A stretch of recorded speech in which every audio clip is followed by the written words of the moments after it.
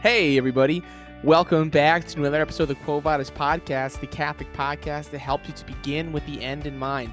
I am Taylor Geiger and joined as always by Father Mark Melezova. Father Mark, I would say long time no see, but peek behind the curtain here. I saw you yesterday. It hasn't even been 24 hours. I feel like I'd say, how's it going? But I feel like I know everything about you already. I saw you yesterday for an hour. What else is there to catch up on in life? We had an hour. I don't know. Yeah, it's just like a morning. That was it. In between. So, but but we saw one another because we were at a little party, a little shindig.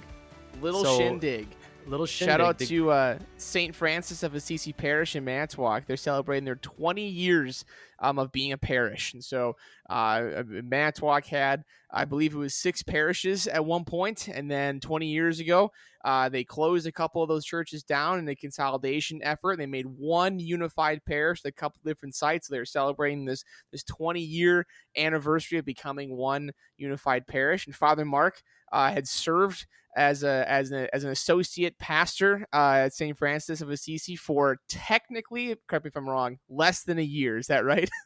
11 months. August 1st, 2017 to July 1st, 2018. So it was what a glorious 11 months those were. It was arguably the best 11 months in the 20-year history. So it's just something to be said there for you. Hey, it was the best parish experience I ever had.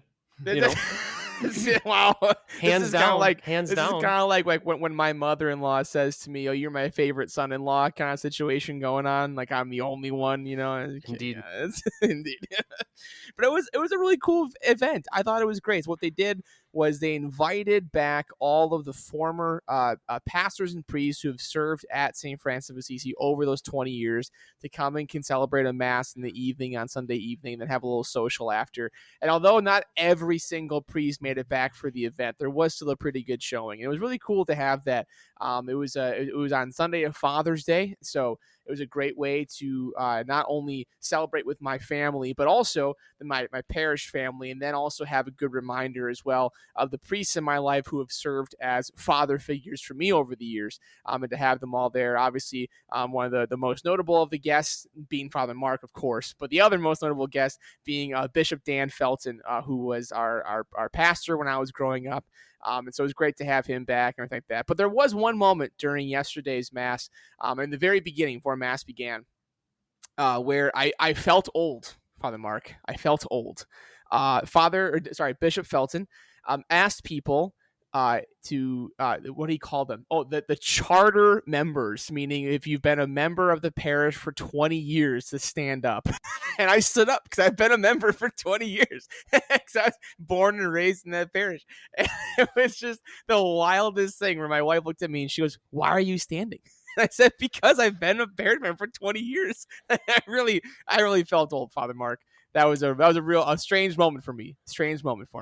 It was, but it was beautiful because most of the people that did stand up, or most of the people that were there did stand up. Obviously 20 years is not a terrible long time, but obviously those that were there wanted to be there, and it's been an important part of their life. So it was great to see a full church. It was great to see all the, so many priests up there really in the sanctuary, cool. But even just everyone responding, it was remarkable. Somebody made the comment, it just would have been nice to, open up the doors and just let all Manitowoc kind of hear all the singing and everything, because I thought it was very particularly moving. So, it was a great celebration. It was good to be in that familiar place.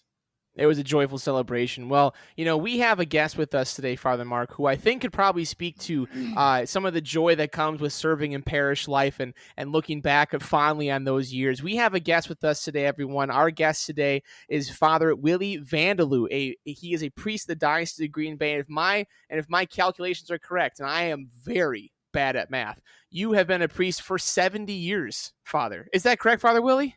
It's on the head, yes. That's amazing. That's praise God. Well, Father Willie, it is great to be with you. Thank you for joining us today. Well, I'm happy to be here and was just listening to you people speak about 20 years. I was there in part of the closing, but that was more than 20 years ago. Yeah. So what was your connection to the parish, Father Willie? When Father Bill Zimmer died suddenly, and I think it was 1999, I was the fill in there for about 6 months with the weddings, the Sunday masses, and the funerals. Really? Yes. And that was Okay. at So Sacred Heart, I believe. Sacred Heart, yeah. Sacred Heart, yes, that was right, yeah. Yeah. So did you know Father Bill Zimmer pretty well that you were stepping in, or did someone call you and say, hey, we need someone to help out, and you were like, oh, I can answer the call and go there? I was a vicar for priests at the time, Oh, so okay. I assumed that. But yeah, I taught with Father Zimmer for many years at Sacred Heart Seminary, so we were friends going back to 1960 when he was with us at the seminary at Wow. Sacred Heart in Oneida. Okay, sure, yeah, that's right. Okay, so it's small world because I had actually I grew up across the street from his sister Mary Zimmer, Oh and yeah. so Mary was my next door neighbor across the street, so I'd always pop over there to help her with stuff when she needed help, and you needed a pair of young hands to mow the lawn or move some stuff around the house. It was usually me that's coming over to help, and so I never I am almost certain that I probably had seen Father Bill or at least met him. I don't have any vivid memories of him. I mean, when he had passed, he said 1998, 1999. 98 or 99. It was sudden. Okay, yeah. So I was Thanksgiving born in afternoon. Okay, wow. So I was born in '93. So I mean, I was a pretty young man when he still died. So I wasn't really close with him or anything. But then I also work over at Roncalli High School, and the auditorium is named the Zimmer Auditorium in his honor. And we actually even have his chalice that he got for his ordination. We use that for our masses still. And so it's kind of a cool connection. I didn't realize that you had been filling in for him after he had passed so suddenly. That's really neat.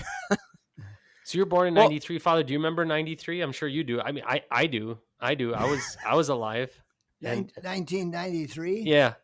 Oh, yes. That was coming to the end of my days of nativity. Yes. Okay. Well, Father, I would love, so part of what we're doing on the podcast is that we have been trying to collect vocation stories. We have interviewed a number of priests, a number of religious sisters, some married folk, as well as deacons. And we're trying to just collect all these vocation stories because one of the goals of the podcast has always been to try to help inspire people who are listening to listen to the voice of God in their life and recognize the movement of the Holy Spirit and help them to see how God has called other people to their vocations.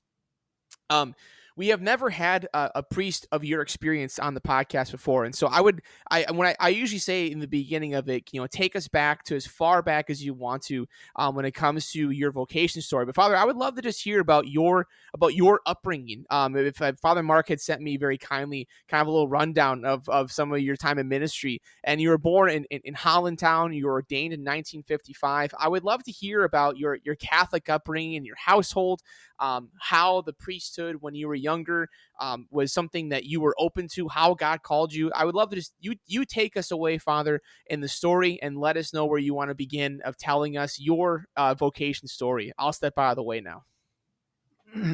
Well, I was born in 1930 in the Depression. I don't remember too much about it. I never really knew we were poor, but we had plenty to eat. We always had a deep respect for the priesthood. We went to Mass every Sunday. And I remember the family saying the rosary. I think it was a practice of my dad's family to do that.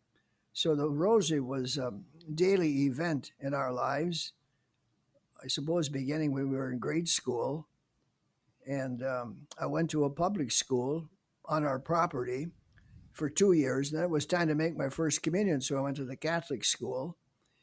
And there were many wonderful experiences at home. I remember my dad starting a fire in the kitchen every morning when we got up. It was cold in the winter. We were in the dining room. It was cozy and warm. And he'd be starting a fire with some paper, and then he'd kneel down until the fire got going and lit the kindling wood. Then he'd pray again, and I thought he was praying, he was kneeling. And then he put the coal in. And I don't know what he prayed about or anything. He had a big family growing up, and he had 2 jobs. I suppose maybe he was just asking God for help, or maybe God was telling him to be like the fire in that room and warm the family. But I have that vivid memory of my dad praying. And I remember one day my mother came in from helping in the barn, and it was in May, and she said, we're going to pick flowers. And as we drove down the lane with our new car, we went into the neighbor's woods and picked flowers, and my mother could name all of them. And we brought them home, and she put them in a little vase, and then she got out a statue and said that was Mary, and put it on top of, I think, the sewing machine. And then we knelt down and said a Hail Mary. Those things all stand out vividly in my mind as the background of a loving and caring and praying family. And as far as my vocation, I really had no idea what I was going to be growing up. I thought I'd probably be a farmer. And then one day when I was in the 6th grade, at the last day of school, Sister Joseph Clare asked me to stay after for a few minutes. It's not an ideal moment when your vacation is beginning, but I wondered what the problem was she wanted to know if I wanted to be a priest. And I never thought about it. I was just overwhelmed. And my ride home was gone, so I had to walk home. But that moment never left me. It faded quite a bit, but the moment never left me. And that would be that kind of family background with prayer, and her dream for me was probably what touched off my vocation. And so from there on, it just kind of grew slowly. Interrupted in high school. We got girls and basketball and beer and those kind of things. But by that time, my pastor had already signed me up to go to the seminary. I don't even remember telling him to do that, but he did it in those days. So is that how? I mean, we should go back to that. Maybe yeah, I was gonna say, Father Mark, what are you doing with it? What does that? The pastors sign up their parishioners and like, oh, a father signed you up. Like, well, I guess you got to go. I guess you're going. Well, that's one way to do it, I guess. He knew I wanted to be a priest, so he didn't bother. He just signed me up, and then when they assigned me to the minor seminary out of high school, he said, no, he's going to stay on the farm and help his dad for a while. So it was a different time. Yeah. That's amazing. Who was your pastor, Father Willie? Father John DeVries. Okay. And he was, I thought he was very old at the time, but I suppose maybe he was mere 60 or something like that. I don't. Yeah. And your parish was St. Francis in St. Francis in Hollandtown. Yeah. We had a Catholic high school there for 2 years, and then I went to the Catholic high school at St. John's of Little Chute. All the high schools I've ever been associated with have closed, so I'm kind of a dagger to their religious education in that sense. That's not true, Father. No. Don't come to St. Mary Catholic. We need that yet. I did enjoy teaching at Sacred Heart Seminary, I must say that, yeah. And what did you teach when you were there, Father? I taught history, world history. I taught there for about 12 or 13 years, and then I became the spiritual director, but I really liked teaching history. Okay. I didn't want to teach at all. When I went to Sir Norbert College, the Norbertines asked me to join them and to be a teacher, and that was the last thing I wanted. And when I was at St. Paul's Seminary, I was asked to get into a program there, and I got into it, but it was more academic and teaching, and I just didn't follow up and write the thesis for it, so I never went any further than that.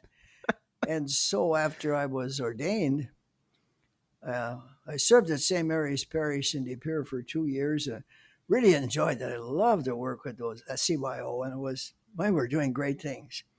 And Bishop Bona called me in one day and wanted to know if I would go out to Sacred Heart Seminary to teach. And I said, I don't think so. I really don't feel like I could do that. And he said, I'm not asking you for your thoughts or your feelings. I'm asking you to try it for a year. If it doesn't work, you come in and talk to me, and I'll get you a parish. Well, that's a good deal. I wasn't very happy. But what a blessing that was. My whole life changed, and I was there when Vatican II was taking place. It was just a tremendous blessing. Something most of my vocation is stumbling into and not planning it, that's for sure. That's a beautiful thing. I got to ask, 'cause I heard these stories, and you mentioned Bishop Bona. Yeah. And I imagine he was the one that ordained you a priest? Right, that's correct. Yeah. I was told that he would oftentimes speak in the third person, in the sense he'd say, the bishop wants you to do this, when he was speaking for himself as the bishop. Is that accurate? Is that true? That's right, yeah. Okay.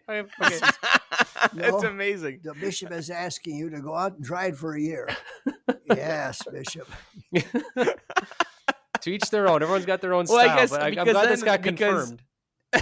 Well, I mean, I guess you're not saying no to the man. You're saying no to the bishop, then, right? It's a little bit more of it's in the office, maybe. Who knows? That's funny. Well, Father, if he could have said no, I would have. Well, I did, but he just said, he said, "Try again." Yeah, next year. Father, I'd love to hear your thoughts on your reluctance for going into teaching. What was the reluctancy to be a teacher, and then what did you find that you fell in love with? What was it that helped you to fall in love with something you were so reluctant to do in the first place? Well, I guess I'm a people person. I just love working with the high school CYO at St. Mary's, and I thought that would be taken away from me, I suppose, and maybe it was too academic, and maybe I thought that. I don't know what it was, but somehow or another, I just didn't lean in that direction at all. I suppose I felt I wasn't qualified academically, I think. But then when I started studying history, I loved it, and I didn't have any problems with that. So, it's interesting. The only reason I ask is, so I've been teaching now at a high school level for 2 years and going to my third, and I felt the same kind of reluctance of teaching, of like, I don't know if I could do this, because I think I've always been afraid of the academic side of things too. There's a teacher who I admire very deeply, who I work with, and I'm a close friend with as well, and he is a brilliant man, like an absolute academic when it comes to that. And if I were to try to go toe to toe with him academically, I'd embarrass myself every time. It wouldn't even be fun. And I always thought, well, I can't be him, so I shouldn't teach. But then I realized, I think the same thing as you, is I fell in love with teaching and being with the students and that engagement and what that was. And so it's interesting to hear that's kind of the similar path that you had gone on as well, of like, I don't think I'd be good at this, and only to realize this is actually quite fun. I really enjoy this, even though it's something you didn't picture for yourself. I realized that by Christmas of that year, I knew I loved teaching. And so then I went into the academic world at Marquette during the summers. And it was just the rapport with the students. You build that up, and it was a joy to go into the classroom. And well, some of those students still come and we go out to eat. I just did that a couple of days ago with 3 of them. Oh, really? Yeah. Yeah. That's amazing. That's really cool. Well, Father, I also would be curious, if you don't mind me kind of going back even further in your story, hearing you talk about your parents and watching your dad pray, and your mom, and you're picking flowers with your mom, and then putting some by Mother Mary, and then praying a Hail Mary with that. It seems like the faith was something that was, correct me if I'm wrong, just terribly normal in your household. It was a thing that you guys just kind of naturally did. There wasn't this big push effort to like try to re-evangelize the family, or to have this big kind of evangelical fervor. It was just a natural, normal thing, a rhythm of life for your family. I'd love to hear your thoughts on your experience, obviously, with your family when it comes to the kind of normalcy of that Catholicism and of that faith in your family, because I think there's sometimes very good and well-meaning people who are always looking for like the secret when it comes to, how do I raise my children? How do I foster this vocation or the love of the Lord in their heart? And they're looking for some new, method and some book or something like that. And I think sometimes it's just a little overthought, where sometimes it just really is. Do your kids see you pray?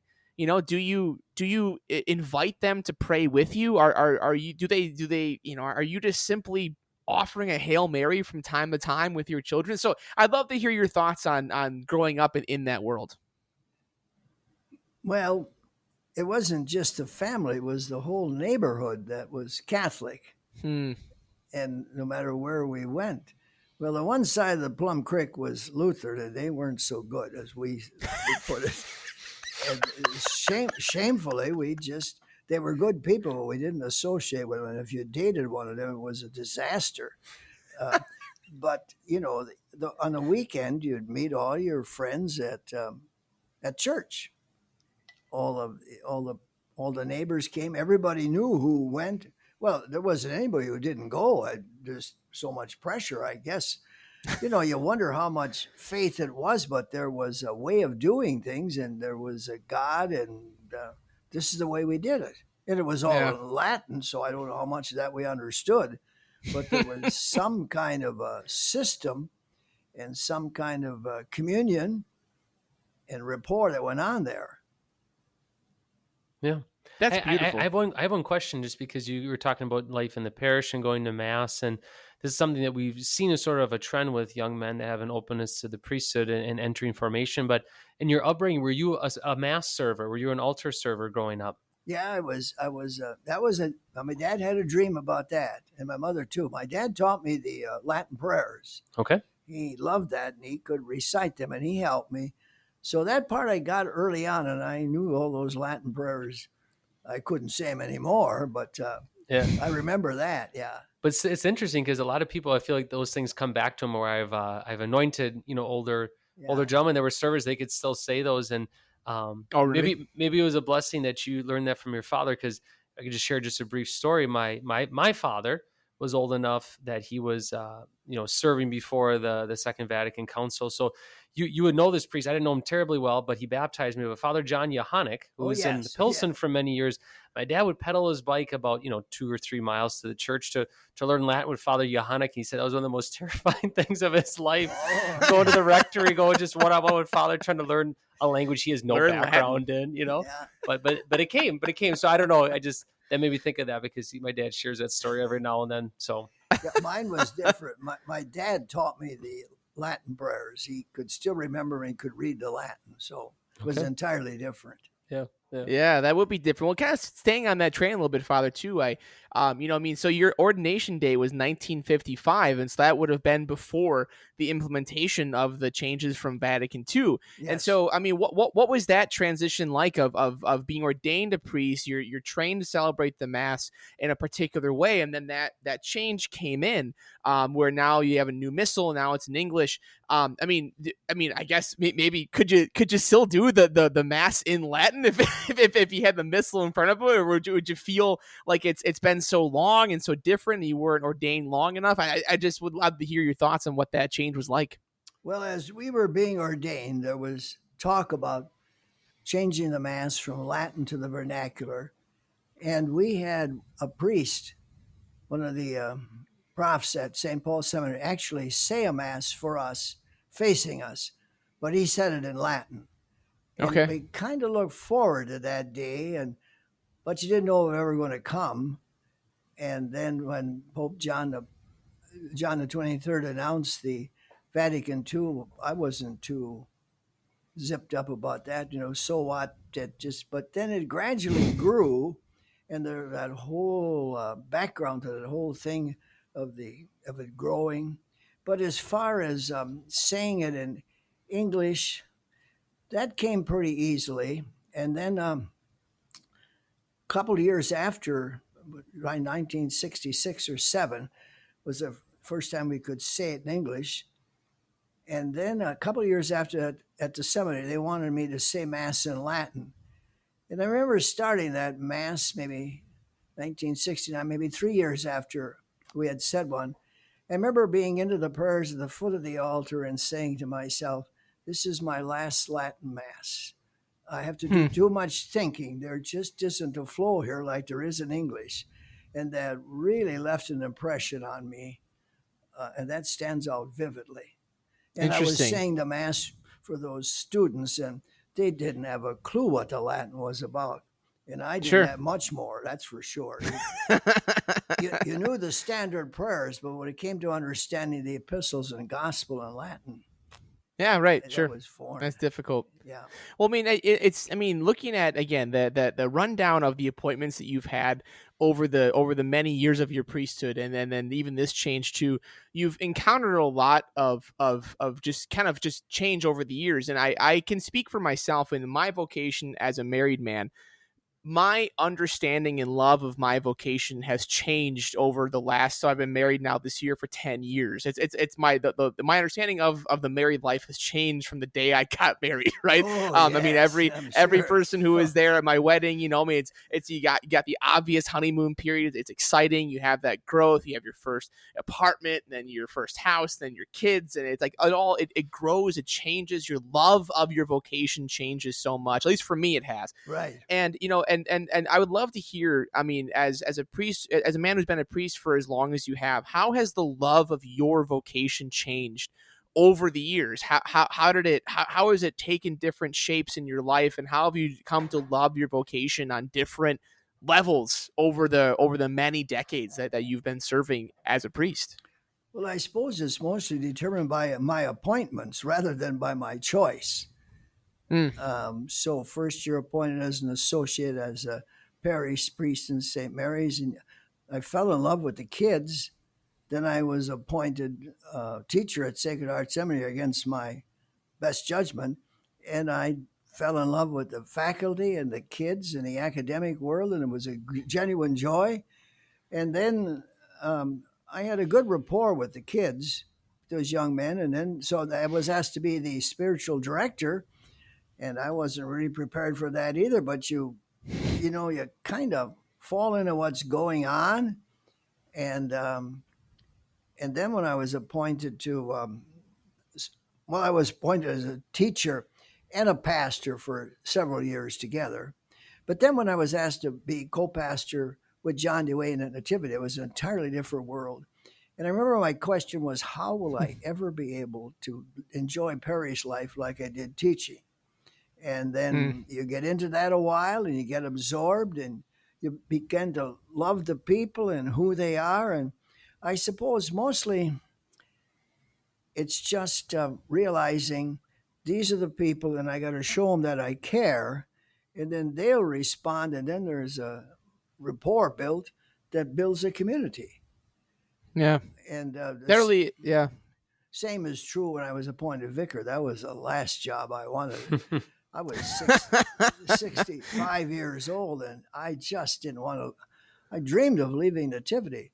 But then you learn who these priests are. I knew them all, and you begin to realize each one of them was a little light out there. We needed to be connected, and they were doing great things in the parish, so they visiting and rapport begins with them, and that's how it continued, yeah. Yeah, just for the record, because you were the vicar for priests, so your main role was to, assist the priest, sort of, kind of a first go-to, as opposed to right to the bishop, but you were kind of for the welfare and the well-being of our priests. Right, yeah. Yeah, you just go out and visit them. I remember visiting one, saying I was coming to visit, I don't know what I wanted, what's going wrong. I said, I'm just coming to visit, just to say hello, to build a rapport, see how we're doing. It's like the is it not the principal? I suppose that'd be the bishop. It's sort of like the associate. Here comes the associate principal. Exactly. Like, what is this all about here? Yeah, I was going to say it sounds kind of like when you were a young boy in 6th grade when sister called you and said, "Can you stay after?" Well, what did I do wrong? Right? I just want to talk. Right on. Yes. Yeah. I just want to talk. That's all it is. Yeah. Well, it's right now, at least in the church's life and in the calendar year for our diocese, we're getting really close to that time when a lot of priests are being reassigned, right? Their assignments are coming to an end. July 1, they're going to their new parish. They're starting that new time there.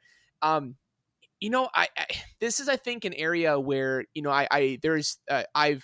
Father Mark and I have joked about how I can understand on some levels the priesthood, even though I myself am not a priest. There's many aspects of the priesthood I will never understand because I will never and have never been a priest. This is one area I feel like this is such a difficult thing for the laity to understand to some degree is the being moved from into a new parish. How does that? I mean, over you've moved so many times. Looking at your ministerial appointments over the years, I imagine that the first assignment, leaving the first one, leaving the second one, it's harder. It's some assignments it's easier to leave other ones, stuff like that over the years for various amounts of reasons. But what's it been like for you over this 70 years of being a priest, of going from one parish to another? Is it a blessing? Is it difficult to say goodbye? Do you can keep some of those relationships and friendships over the years? What is that like for you over the years? Well, it was always a curse when I was asked to leave. I just didn't want to go. I remember that first one after 2 years at St. Mary's. The day I was leaving to go to Oneida, and I was stopped at George Street. I can still see the light was red, and I prayed that it would never turn green, but that was vain. It turned green, and I remember shifting that car from first and a second up over the bridge to go way off to distant, far off Oneida, which was 8 miles away. And that was the most painful departure I think I ever had. But you just grow into the new things, and I suppose it's maybe like today's reading. This is the day of the Lord has made.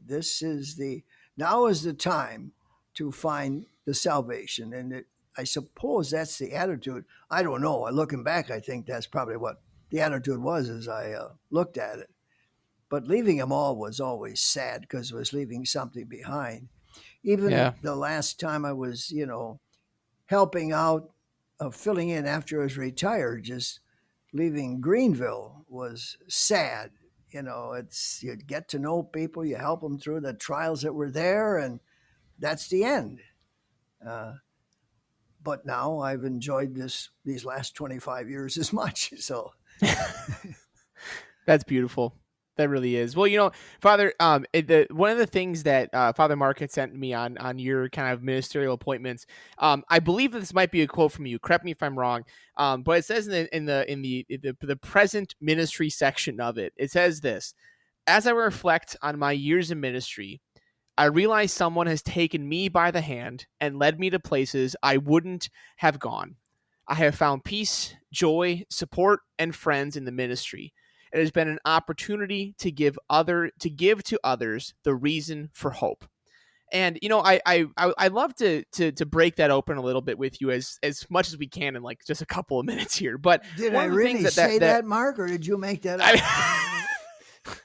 Depends. Did you like it or not? Does it sound good to you? No, this is from Into His Vineyard. So Into His Vineyard. I see. This was the updated version. So it's in a binder. So that was, you guys must have been asked to write on that. So years ago, maybe. That's we didn't cite the source, but that's the source for all of this is Into His Vineyard. There you go. So. All right. But I mean, but Father, that last line of saying that it's been it's to have given the opportunity to give others the reason for hope. I mean, so we're in this Jubilee year of hope still.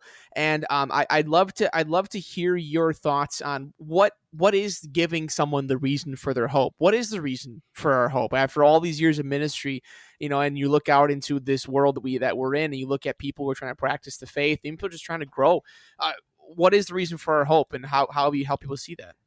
I remember the first time I became aware of that question back at the seminary, maybe 1967. Always be prepared to give the reason for your hope. And I thought, wonder what that is. And you reflect on it. Well, it's Jesus, of course.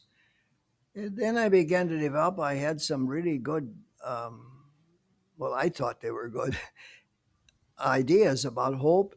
And when I was doing all those retreats during the summer, that was one of the talks. And the reason for hope is you just look at the history of the world and you can see so much change, and always behind it, something good comes out of it, something better, as long as you participate and believe that we make a difference and that Jesus has us here and he wants his kingdom to grow, and it's going to be through each one of us, but with faith in him and what we're doing.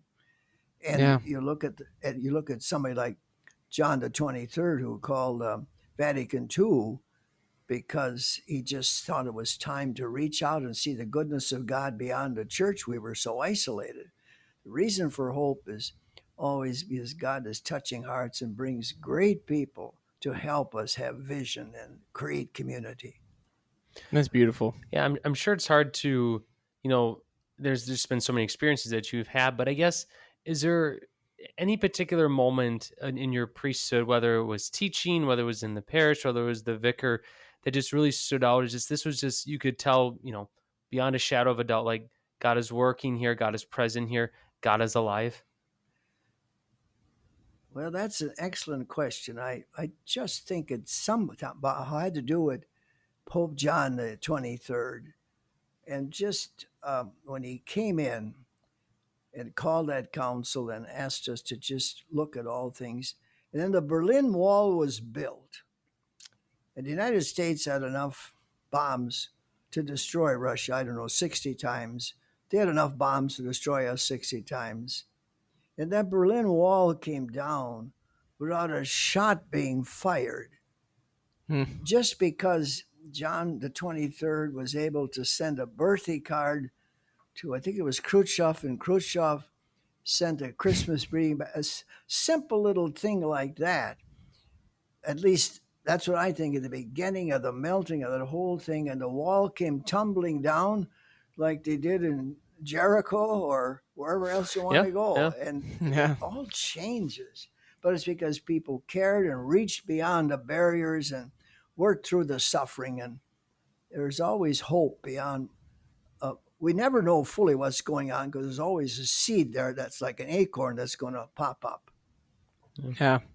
I love these. Obviously, you said you taught history, so this is spoken like a true historian. Some of these different, which I personally love, and I don't know why, but I do. And I guess maybe just a quick question there. I mean, your love of history, is that sort of always been? Is that something that you developed? Is it because bishops told you, hey, you got to teach history? Or I guess where did that love for history? The bishop wants you to love history, Father. That is so funny. When I transferred, Father Colley helped me start at Marquette.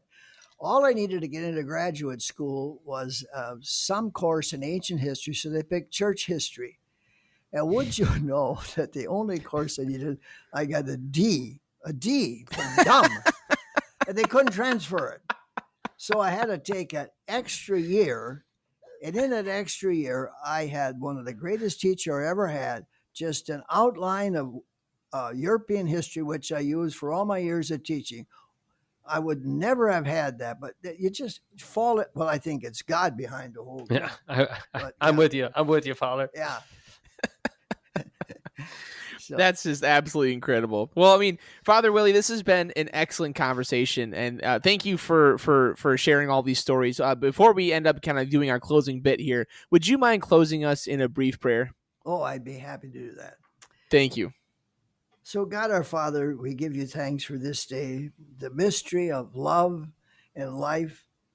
Greatest mystery of all is Jesus coming to tell us he loves us and he wants us to be the body, to be his church, to make his whole name and kingdom known. Thy kingdom come. Touch each one of our hearts today as we give gratitude for our lives, to know the dream you have for us, the dream of all becoming one, of making your kingdom known by our daily lives. We give you thanks for this opportunity and pray that we can continue to cherish your word and live it daily, and let the Holy Spirit make this good work known, called the Catholic Church, or all churches. Amen. Amen. Amen.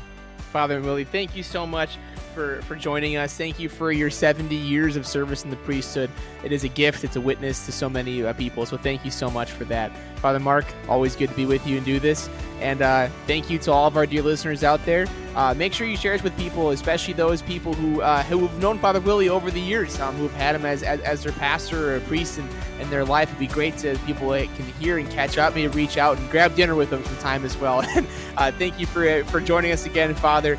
And everyone who listens, no matter how many red lights you're waiting for it to turn green, may you always keep the end in mind.